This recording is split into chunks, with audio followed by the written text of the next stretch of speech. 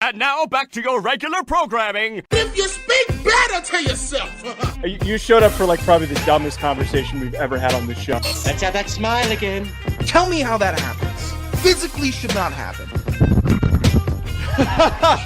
Relax. If you say it Give me as well. 3 times a day, God will line it up. He's just an absolute hack, and he gets his ass kicked by the teammates every week. It's just terrible. Welcome back to Hack City. Joe DeLeone, Sean Anderson, 2 former college football players from the University of Rhode Island. Today, we're gonna get into some fun headlines across the NFL. Kirk Cousins, no one wants him. Kirk Watch. Love being back on Kirk Watch. Kirk Cousins. His former team, Minnesota Vikings, apparently have their eyes on how soon they want to win a Super Bowl. And, of course, the Giants find new ways every single week to turn into a clown show. We've got a weird quote from their DC, and the reasoning behind it is even stupider. All that coming up and more. Before we get there, Sean, can you share with our listeners a word from ARG Sports? BetOnline is the world's most trusting betting platform and number one source for all your sports betting action. I'm going to have to pull that one. That one's one I'm going to have to pull. I don't know what happened there. I was actually going to say, let me limp into this read, and you decided I'm going to shoot my own foot into this read. I wasn't the one who went to bed at 7 a.m. Oh, well, that tells we're just giving out all the information right here at the top. Sean met Mrs. Sean Anderson last night. Wait, can I just point out one thing before you do the read? So, sure.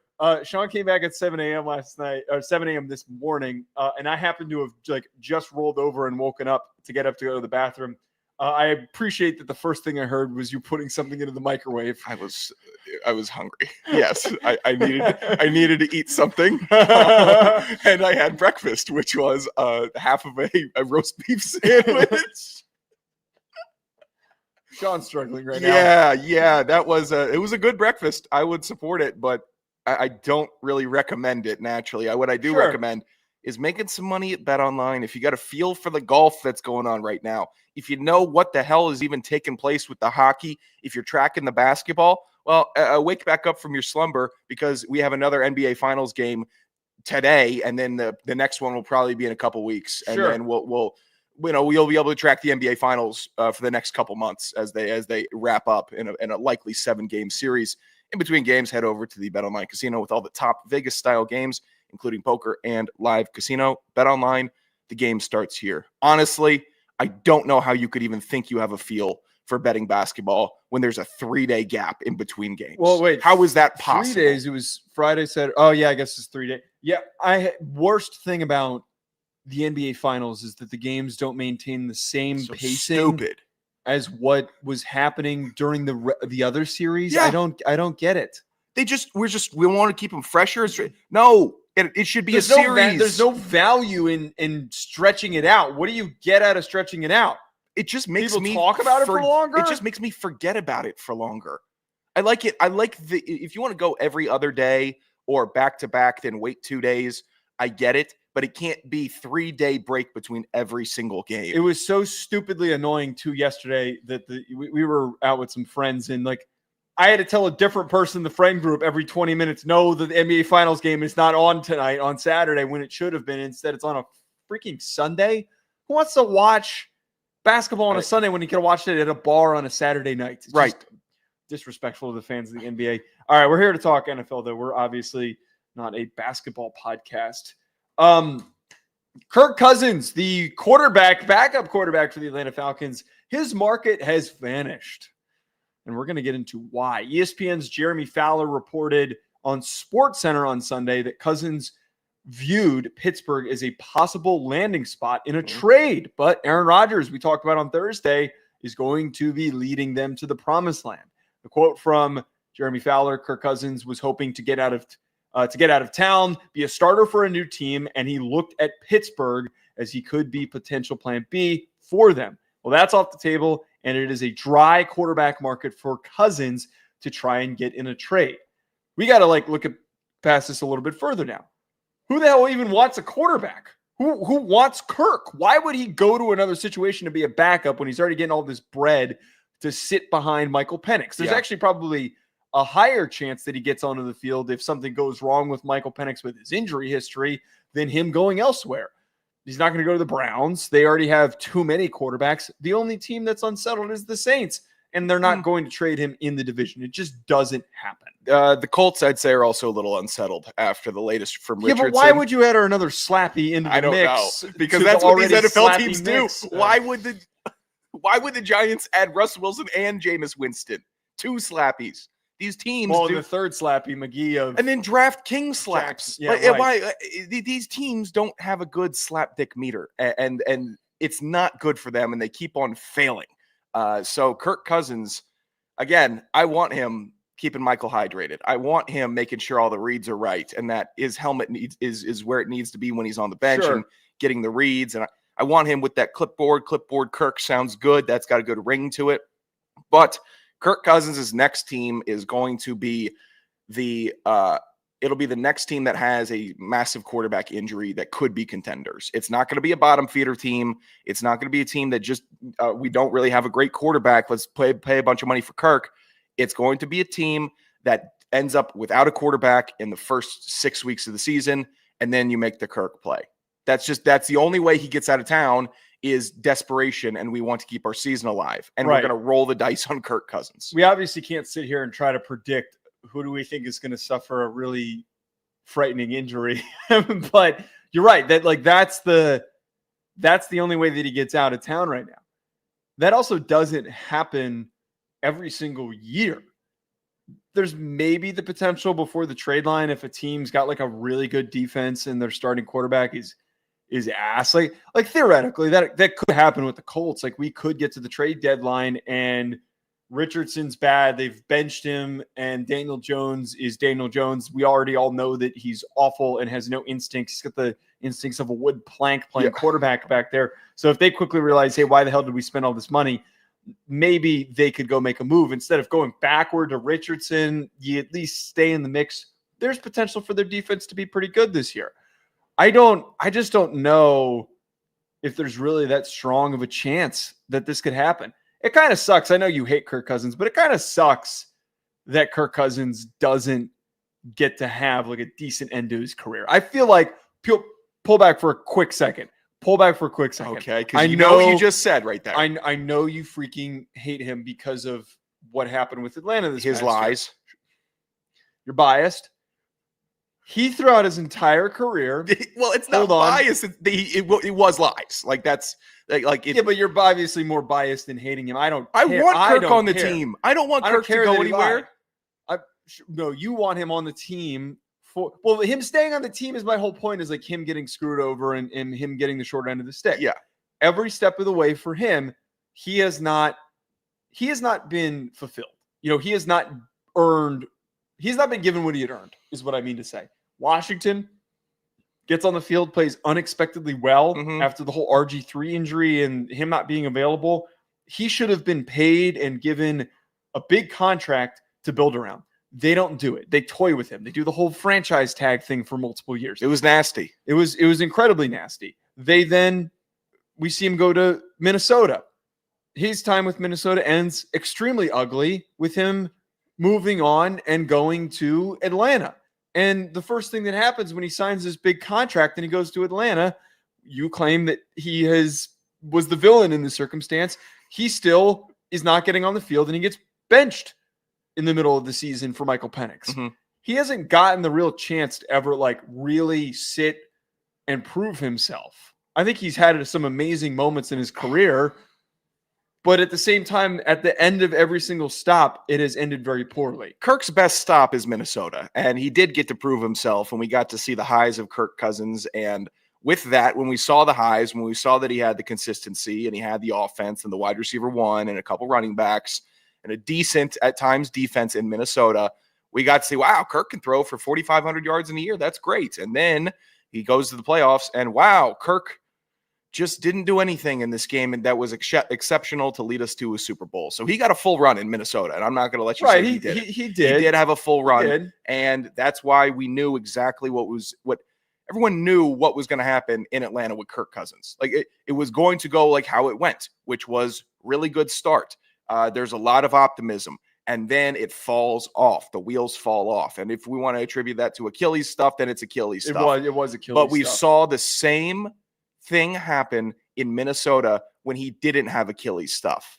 We just did. There's a reason Kirktober is a thing, and Kirkvember and Kirksember are tragic. But Kirktober, very, very fun and good. Like that's who he is as a player, and he hasn't changed. So I wouldn't expect him to change, and you know what you're getting with him. And Atlanta thought that they needed more for the future. And I appreciated them taking Michael Penix, even though it was nasty work to do so and draft a first-round quarterback. Obviously. It was nasty, nasty work to do that when you just signed Kirk Cousins to be your new leader. So I will acknowledge that forever, even though I support the pick, like the pick, even if Michael didn't turn out well. Well, it's still only Kirk Cousins. I'm not doing a legend of the game dirty. I'm just doing a good quarterback. I know. I'm not trying to. He's made $500 million, Joe. I'm not making him out to be some legend that was so impactful and so pivotal for the history of the game in the last 10 years. He's a big part of the 2010s and 2020s. It's not true. It's just not true. Yeah. I'm not going to sit here and pretend that. But he's somebody who could have helped the team win a Super Bowl. He absolutely could have. But they've fallen short every single time, and he kind of just gets shoved out. Washington was where he got screwed over the Washington most. was the worst. And that's why Kirk has been a baby face, because when Washington was reporting that Kirk was being greedy in his time, and they were going press release, and it was getting nasty with the agents and the coaching staff, and it's why won't you just pick Kirk? And then the next year he goes and balls out, and the tag is even higher, and his contract would have been even higher. So they botched it, and then they did him wrong 2 straight years afterwards. But he had full opportunity to be vindicated in Minnesota and go on a deep run. He did have that. He had that full, real opportunity. Right. They made it to the NFC Championship game while he was there. They just never finished. They never got the job done. No. And that's something that Kirk is going to do. I don't feel bad for Kirk Cousins. I want Kirk Cousins on my team. 1, to punish him. Yes, I will wear that. I want him to be punished. But 2, I like having him as my backup quarterback because he can do that role. And he can be even healthier now than he was at the start of last year. What are you going to do in this theoretical situation? Michael Penix goes down with an injury. Kirk is fully healthy and repaired. His Achilles is back to normal. He can actually drive the ball off of his back foot, all that good stuff. He's better than everybody realizes.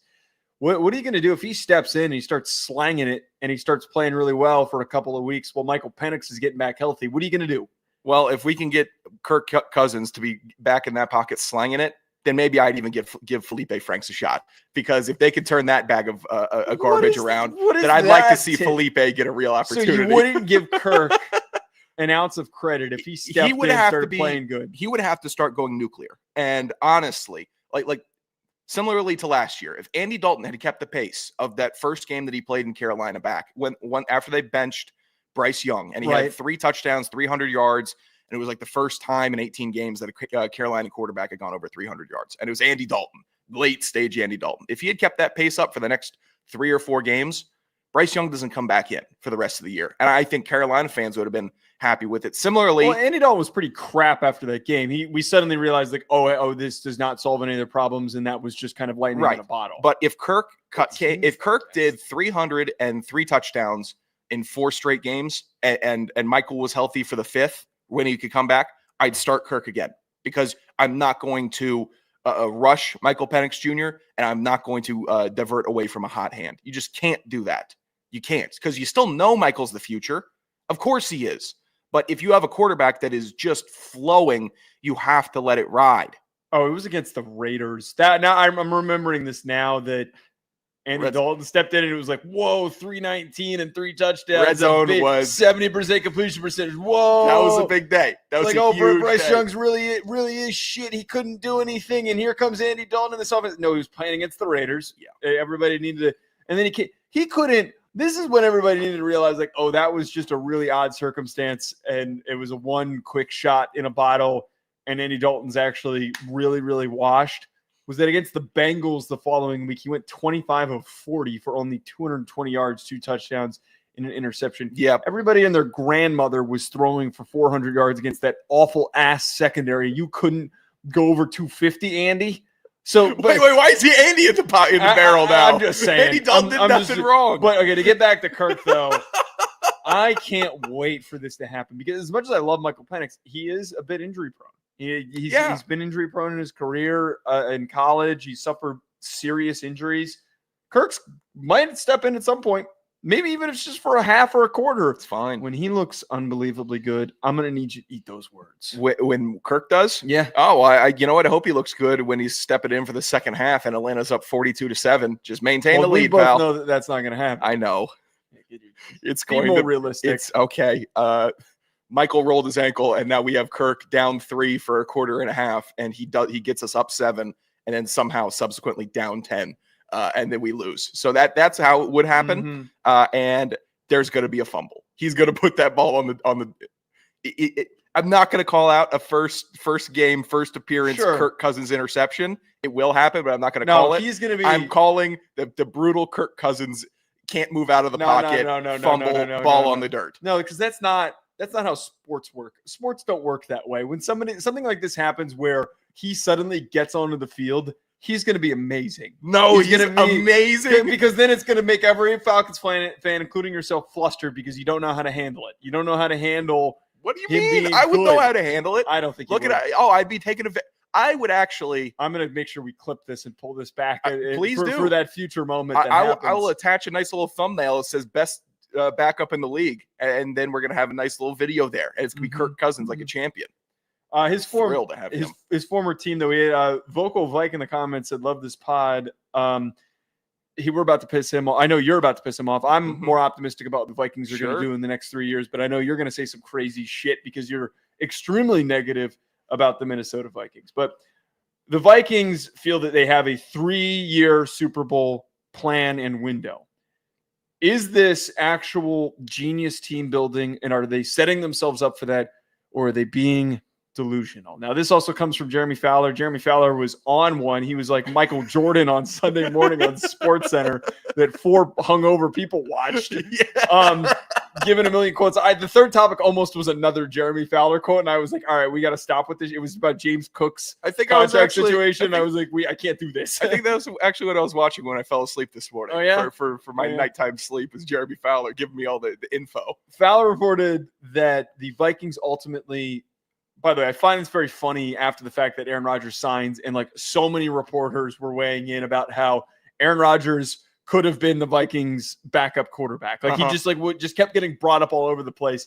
Like who cares? Who gives a shit? This is at least interesting to talk about because it sparks another conversation.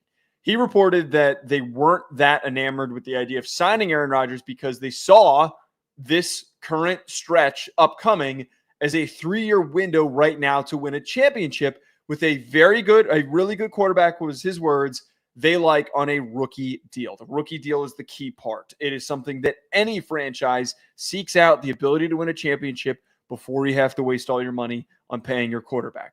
McCarthy's salary cap hit right now is going to be between now and 2027, it maxes out at $7 million. If they brought back Darnold, that would have been $33.5 million, hence why they did not bring him back. All that being said, delusional, brilliance. Do you think that they're going to get a Super Bowl in the next 3 years? It's delusional to say it right now. It's delusional to say it ahead of this season when right now in your own division, Minnesota, you have in the NFC North, Minnesota is fielding the worst quarterback in the division. How could you make a prediction that you would have a real Super Bowl window when you don't have at least the second best quarterback in your division? Is it hard? Is the NFC North good right now? Yes and yes. But it is delusional as hell. Before even seeing J.J. McCarthy on the field in the NFL game live bullets to say we have a 3-year window, because it could be a 5-year window or it could be we don't have a window. But to say 3 years, that is just some GM talk trying to keep your guys up. That's all it is, because you got an unproven commodity. And I was watching that film from him. That ball, I don't like where he's at, where his wind-up motion, this long extended release, don't like it. He needs to shorten that up. He's going to get eaten alive. I reject everything you just said. Sure. I liken what the Vikings could do could be like when the Jared Goff Rams got to the Super Bowl against the Patriots. Now, they didn't win, but they got there. I don't remember off the top of my head if he was still on his rookie deal, but the reason why I'm making this comparison is at the time, Jared Goff wasn't a fully baked quarterback yet. Very similar to JJ McCarthy. A few years into his career, he was at the point where we saw some of the, hey, he can be a pretty good starting quarterback in the NFL, but he's not really taking his team over the top. He's not taking the offense over the top. They got that far because of their defense. And their offense was able to succeed on that playoff run and during that season because Sean McVay was just such a brilliant play caller. Kevin O'Connell, no one's going to sit here on this podcast. I hope you're not going to. No one's going to argue against the statement that Kevin O'Connell is a top 3 offensive mind in the NFL right now. He is top 5. Sorry, let me be a little more conservative. Top 5, I will not have a challenge for that. Top 5 without sitting here wasting our time trying to rattle off who fits in that 5. Top 5 at the bare minimum, one of the most brilliant offensive minds in the NFL considering what he turned Sam Darnold into this past year unexpectedly. If you can tap into the skill set of JJ McCarthy as he's still trying to figure stuff out, by year 3, before you have to give him that massive ass contract, you spend all this money. And this is what I kept bringing up to you during free agency, why I thought that they did a fantastic job in free agency. Keep spending the money on offensive linemen. Keep spending the money on running backs like Aaron Jones. In 3 years, you're going to be looking for a new guy. Spend it on the biggest free agent running back you can find. More defensive pieces as you flesh out this dominant elite defense that Brian Flores is coaching. And hopefully he doesn't sneak away to a new team, which probably will end up happening if he gets a head coaching gig. There is a path to be like that Rams team. I don't think this is crazy. I don't think this is delusional. You don't need JJ McCarthy to be the driving force for your team's success, especially for the fact that he's thrown to Justin freaking Jefferson and he can make mistakes and Justin Jefferson can bail him out. I'm working through some of the machinations here because what you said is not untrue. The Vikings have built and cultivated a very, very impressive NFL roster. And I am trying to right now picture in my mind the scenarios of the Vikings-Eagles game, NFC Championship, and how JJ McCarthy leads that team over the Eagles, and then also in your to your side, how the Eagles could fall to the Vikings defense. Like I'm working through it. I'm not seeing a lot of the lights for the JJ McCarthy just deciding to go God mode. If this is a situation where the Vikings defense, they roll out a top 3 units and they just nobody can pass on them. You can't run on them and they just work really well. Maybe you have a shot, but I am not seeing a JJ McCarthy gets past the Buccaneers in the playoffs. I'm not seeing him getting past the Rams. It's too, he's too unproven. We haven't seen him. And he's a big, I guess, strong, fast quarterback that's got a big arm and they love posting the throws from the OTAs. That's great. I am not buying in, and I'm confident still about not buying in. Not in the Vikings as a whole, but at him being the superhero truth final piece of the puzzle that they've been looking for. It was year 3 of Jared Goff when they reached the Super Bowl. He had a good year in terms of passing yardage, threw for 4,600 yards, 32 touchdowns, 12 interceptions. It's a great year. Not a great ratio, though, for touchdowns and interceptions.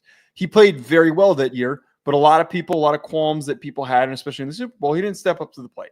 And that was what kind of started, sticking in everybody's head of like, can they win the Super Bowl with Jared Goff? We all know that the end result there was Matthew Stafford. They went and traded Matthew Stafford. They sent Jared Goff to the Lions. The rest is history on how things have shaped out. Jared Goff has since reproven himself. But what I'm getting at is that if by his 3rd year as a starter, that's all we're asking for. 3rd year as a starter, JJ McCarthy. He had this year to sit, learn the game, learn the expectations, get everything around you, figure everything out. See what it goes into the preparation. And I don't think that this is a guy that we'd ever worry about being caught out at the club.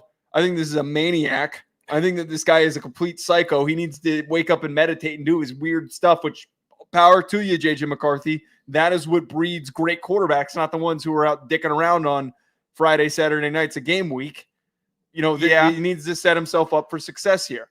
I think that if he continues to put in that level of preparation, he can have maybe not 4,600 yards, but he can be a good piece, but not the main reason for their success. 2018, who was the best player on the Rams?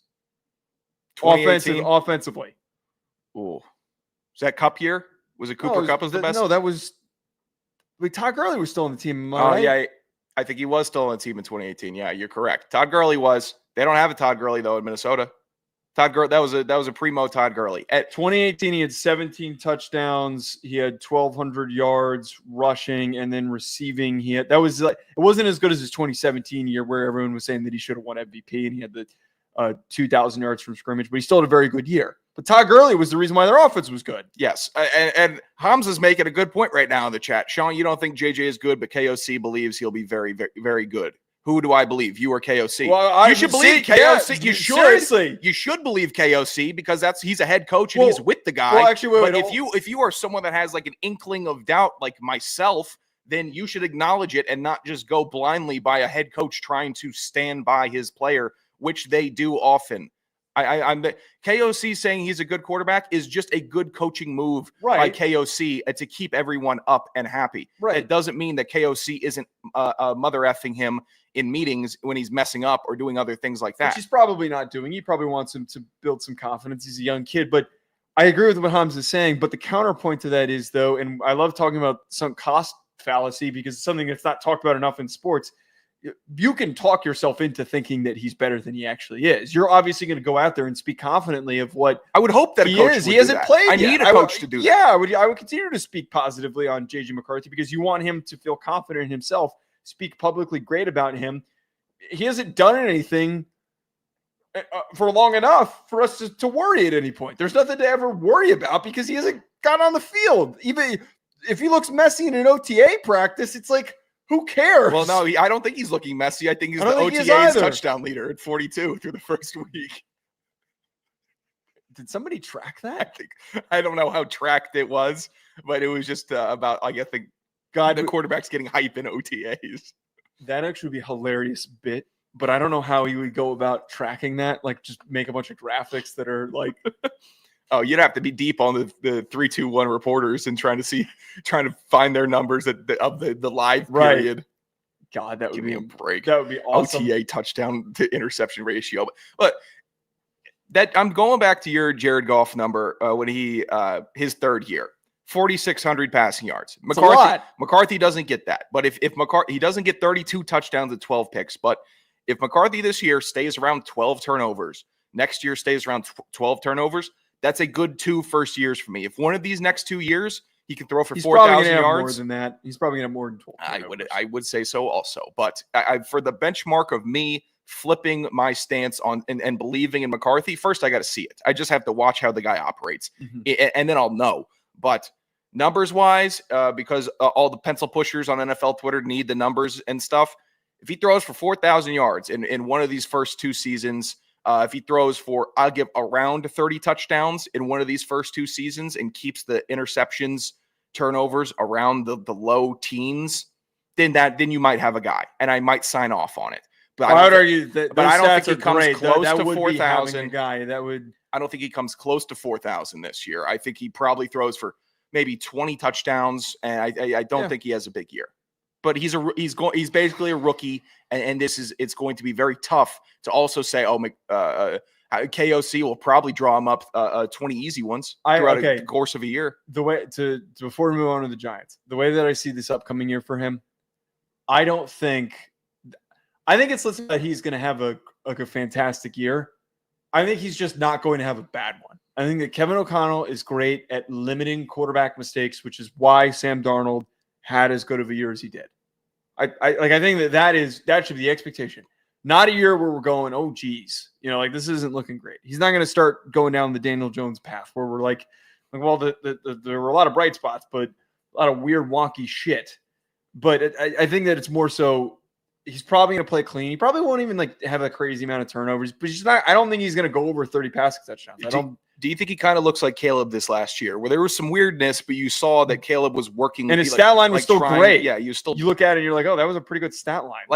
Caleb had some really weird moments, some confusing moments, and I think he got sold out by his team a lot of the time. And I think that the Chicago offense was vastly worse than whatever Minnesota is going to be operating with. But if he looks a little bit like Caleb Williams last year, I'd have hope. I think he looks worse. I just think he will. All right. Well, I'm trying to be optimistic about the Vikings. I am not optimistic about what the New York Giants are going to do this year. The Giants are becoming the NFL's favorite punchline. Once a week, we can find a fun, stupid, awful headline that just helps us really sink in how much of a circus they are becoming. You see the OTA fights, not even fights in training camp. We've got fights. Oh, you're jumping on my lead here. OTAs. Yeah. This quote was so stupid. Shane Bowen's a good defensive coordinator. He talked about this week how he wants the Giants defense to be like a bunch of pirates. He has the Giants defenders celebrating turnovers during their organized team activities by depositing footballs into a treasure chest. And apparently Bowen was asked about the new tradition during a press conference, and he said he got inspiration from his son playing on the Pirates in his T-ball league. He's using the chest to motivate players after the Giants forced just 15 turnovers a year ago. His quote, "We've got to be better at takeaways somehow. We've got an idea of piracy, violent, attacking to steal possessions or goods right. You'll hear our guys say it. I say it ad nauseum. Be a damn pirate. We've got to find ways to get the ball," and so forth. Let me just be normal. This team sucked. This team, awful. Defense was the only bright spot. It ended up because they were on the field so often by the end of last year, having a couple of weak spots. Yeah. The secondary, Deonte Banks, didn't play up to expectation. Could we just play some damn football? No, you're Pirates, Joe. You guys are Pirates, and then afterward, in a couple months, you guys will be aliens on Mars because the kid is now into an outer space phase, and that's how your team is going to be built. I can't believe T-ball was the inspiration. T-ball was the inspiration for this.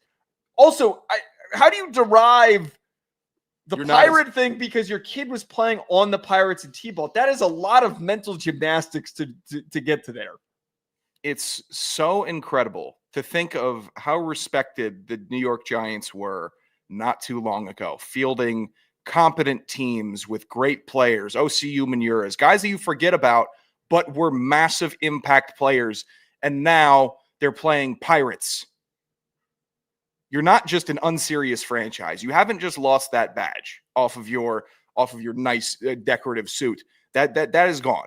You are in the "we can't respect you" category.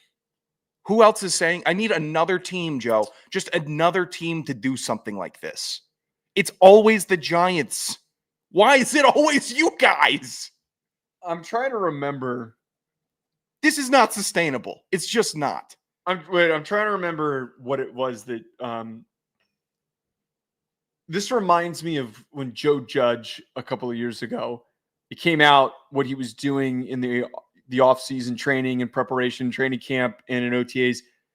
And he was doing a bunch of like high school level shit to keep everybody, locked. Like he was making guys run sprints. Oh yeah. After the fights. Yeah. Everyone would have to run. And Joe Judge is so pissed. Is he? He's still pissed? God, what is the but this is what I'm getting at though, is we're doing college level things to motivate a group of guys. I would feel college, you can understand guys getting bought in, jacked up and juiced up for, the turnover sword or the turnover pitchfork and all that stupid crap. I know that kind of baseball, they've been doing a little bit more. I don't think that this stuff works in the NFL. It doesn't.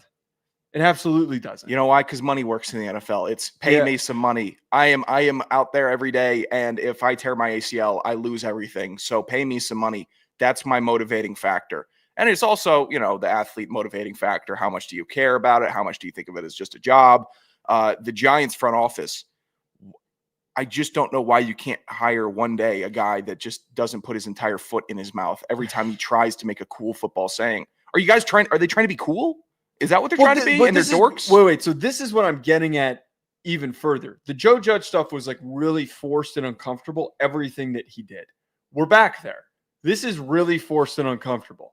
Weird quote. He had to give this explanation of T-ball to telling the defense that they're pirates. I don't understand that. You know what would have been cool is if he went and referenced, maybe like Mike Leach talking about being pirates. Or if he told me he watched Pirates of the Caribbean, then he decided that's badass as shit. And I showed it in the team meeting room and everybody got all juiced up. We started yelling and then we realized that that's what we want to do. Yeah. That would have been a lot cooler. That's just guys being dudes getting pumped.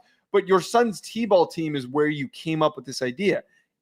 when you're forcing stuff, players know that. Players identify with that, and it becomes a joke. Chaboy. Right. Our coach did. Chaboy. Yeah, we had the. And I love Chaboy. I love And I Coach love Flem. Coach Flem and Flem's forever. turned around, but we were awful under Coach Flem. I don't think they do the Chaboy thing anymore. Chaboy. Oh. It was our coach's way of getting our attention. He would yell that as our way of getting us to quiet down, and it was some African saying that he had heard in from a dance class. In a dance class. Yeah. Like ridiculous path to getting to where it was being implemented on our team. How about listen up?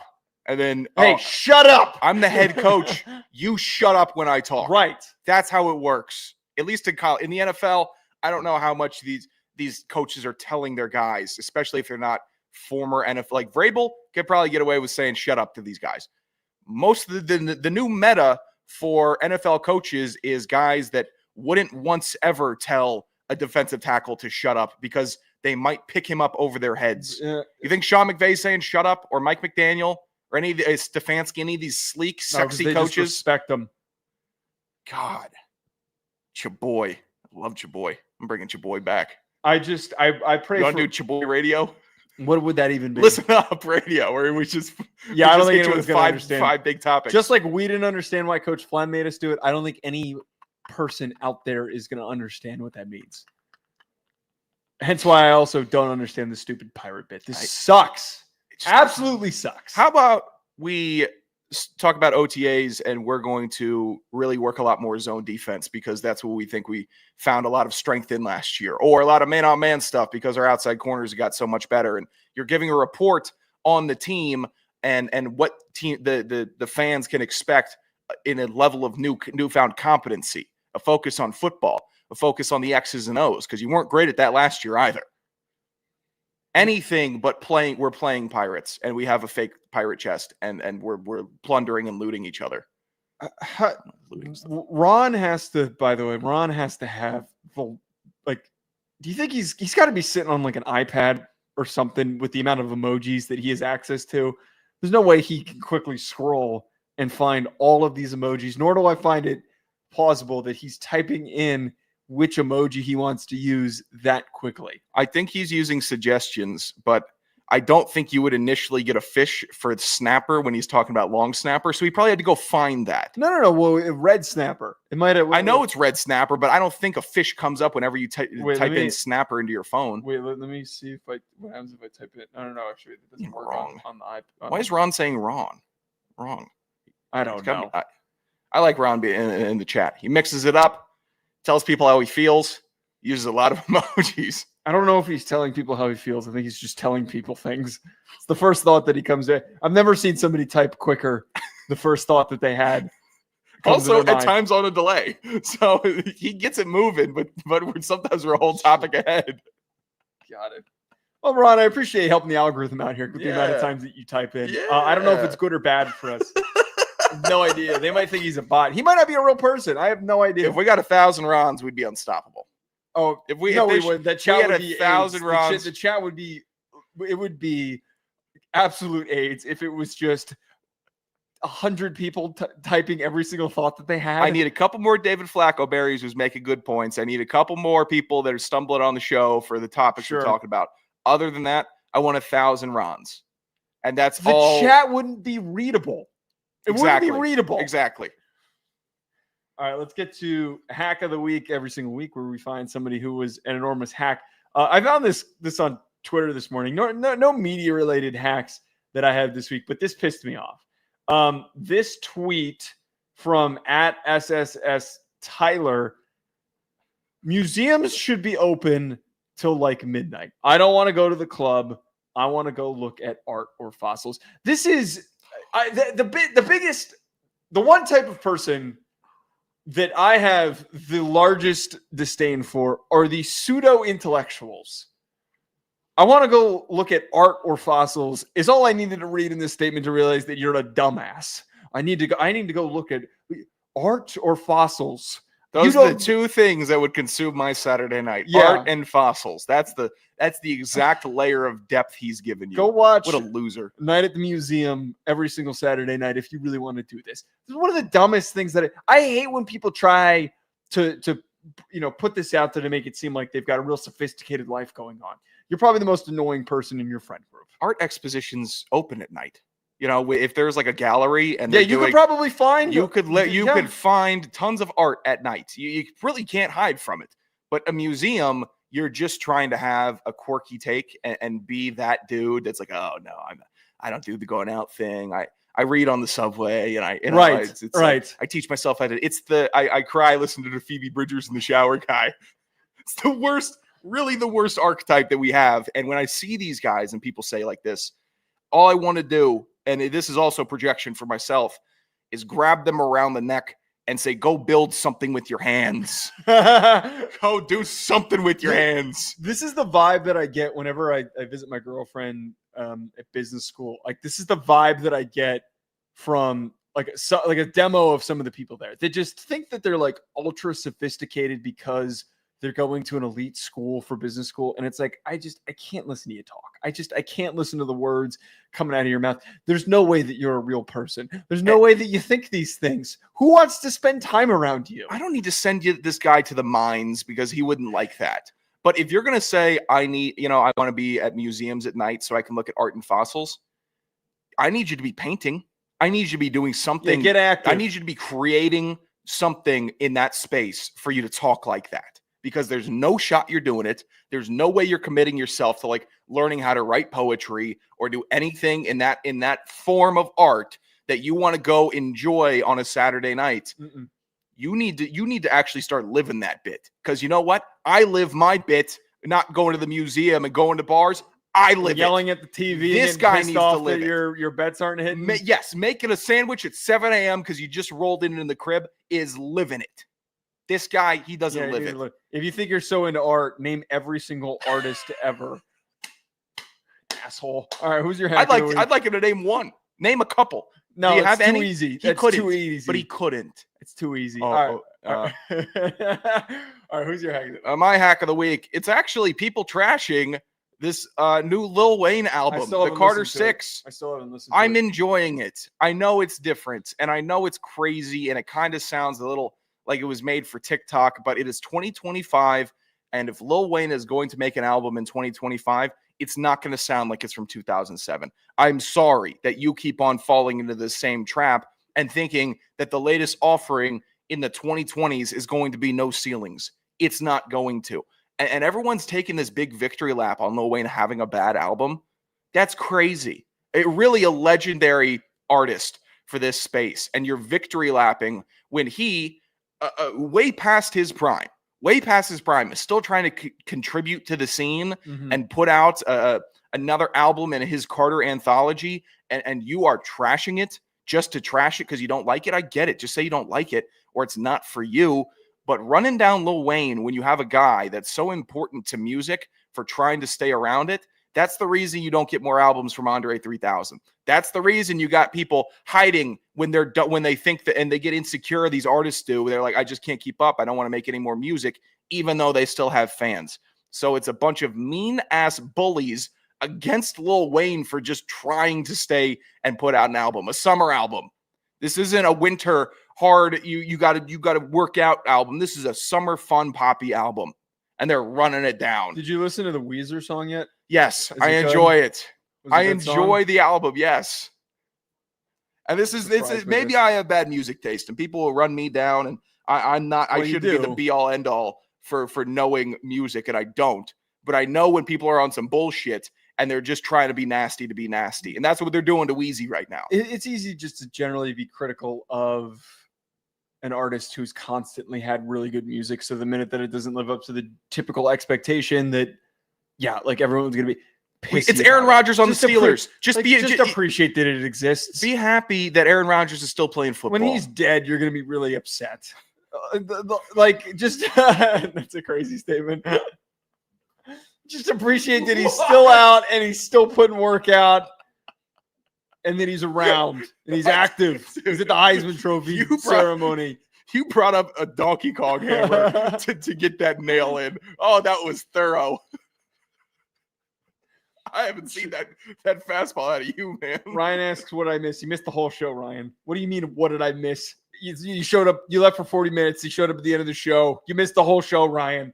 You didn't miss the hack bag though. 201-834-4308. Did any of my drunk idiot friends call in like they said they were going to? Of course they did not. Oh, did anyone call in? The mail. It means yes. The It mail means yes. never We got a stops. call. We got a phone call. This is the Hack Bag. Hit us on Twitter for questions or call at 201-834-4308.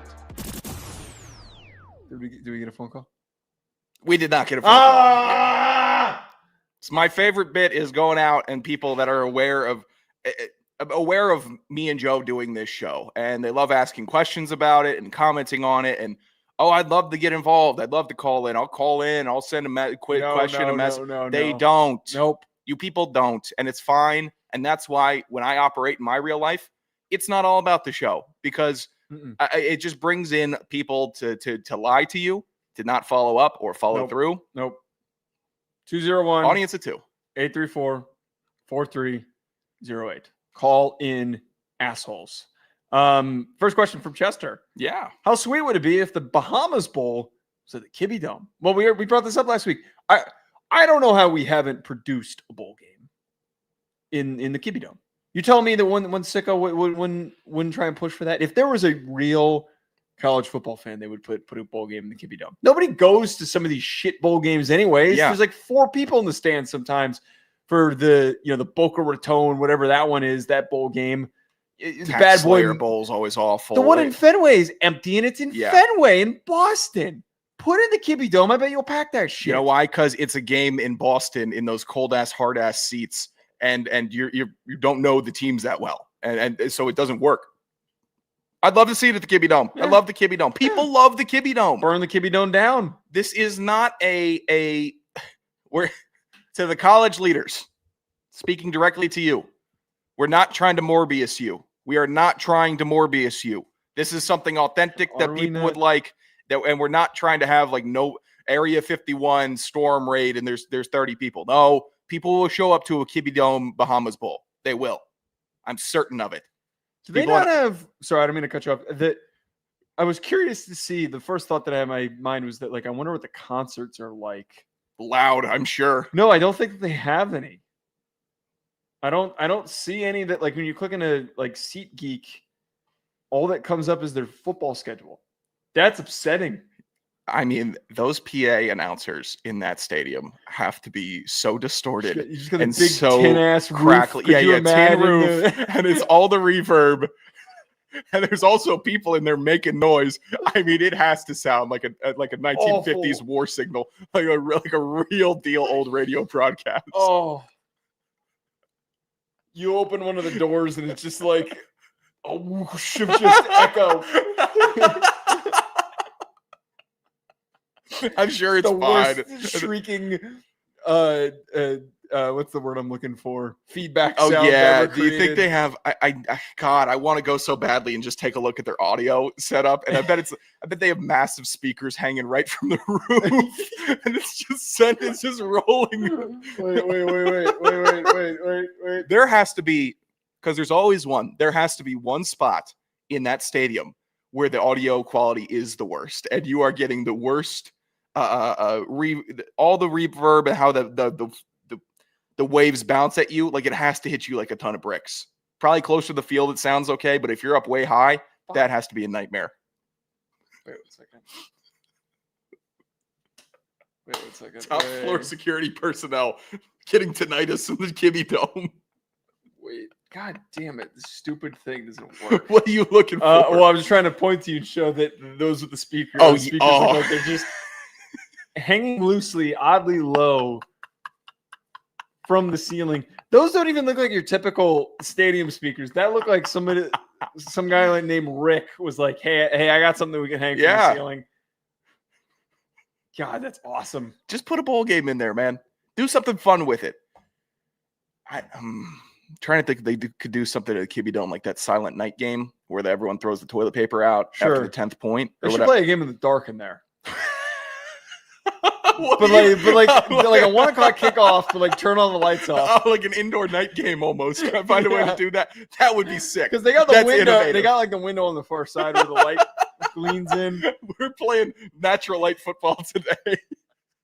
Half the field's just like dim as shit. You can't see anything.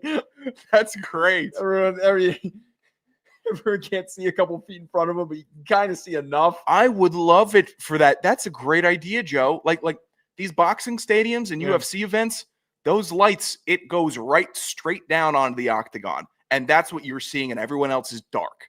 The Kibby Dome should just light the field and have everyone else be nice, loud maniacs. And if it gets a little too dark, everyone just pulls out their phones. Sure. Light the field that way. Well, it's kind of like, have you ever been like one of those athletic sports bubbles at the, whenever the, like 7 a.m. when they're first opening it up, you're like one of the group that's opening up the bubble for baseball practice or football or something like that. It's like being in one of those spots when like, you could see in front of you, but it's just dark as shit. They haven't turned the lights on yet. I'd have so much fun if I was doing that. Yeah. I've been to night football games. They're great. But those in a night football game. God, if you could turn an indoor football game that's late at night into like, make it look like, oh, that'd be awesome. Why has no one done that? Well, I think because we look like shit.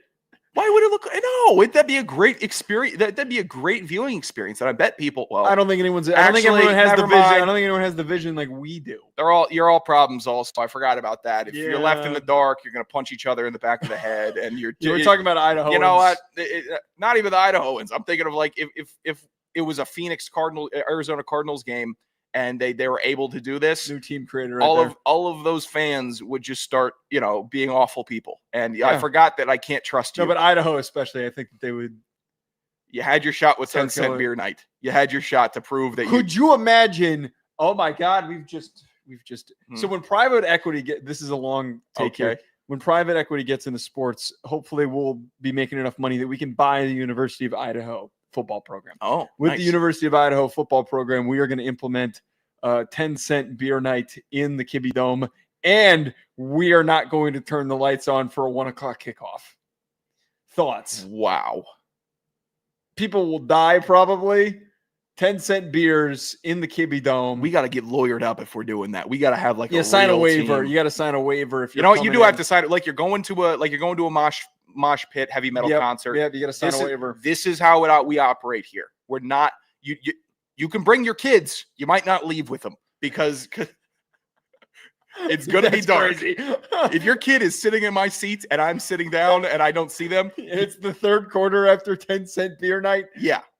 And I've been bringing back 6 beers every single time because that's the implemented limit per trip. Yeah, I was able to go under my car seats and find enough change so that I could get proper drunk at an Idaho game. People will die. People will die if they got to sign those waivers, man. Oh we are not trying to have people die or obviously make it an unsafe event. But we have to have. Wait, okay. We have to lawyer up. Simple mitigation here. Everybody gets complimentary pillows, a pillow helmet. Like it's just like a big cushion pillow helmet, so nobody can hit anybody in the head. Everybody's got to wear. What are we putting them in? Like big cushion, like comedy style boxing gloves. That's just going to entice them to punch each other. But they're not going to hurt each other. Yes, they will. No, they won't. Yes. They're going to hit each other with pillows. What if now we're having a pillow fight in the stands. Or like, what if we cushion the whole stadium like it's an insane asylum? Like the whole, like all those seats, we don't put cushions on their heads and their hands, but instead, like all the seats are just pillows. Like it's just all pillowed up everywhere. And there's a big barrier that they can't jump onto the field. Do you know how vicious the last pillow fight was that I got in? How absolutely vicious it was. People were crying. Men were crying because of how hard. Because here's the thing. We would also have to issue the pillows ourselves because if anyone gets a real pillow that they know and they have, like someone's gonna put a bunch of pennies. You can ball it up. The pennies that they brought to buy beers, they're gonna put them in the pillowcase. I saw multiple concussions in a span of 30 seconds in a pillow fight. I mean, real deal. Real deal. If we had up the seats in the stadium, that wouldn't help us.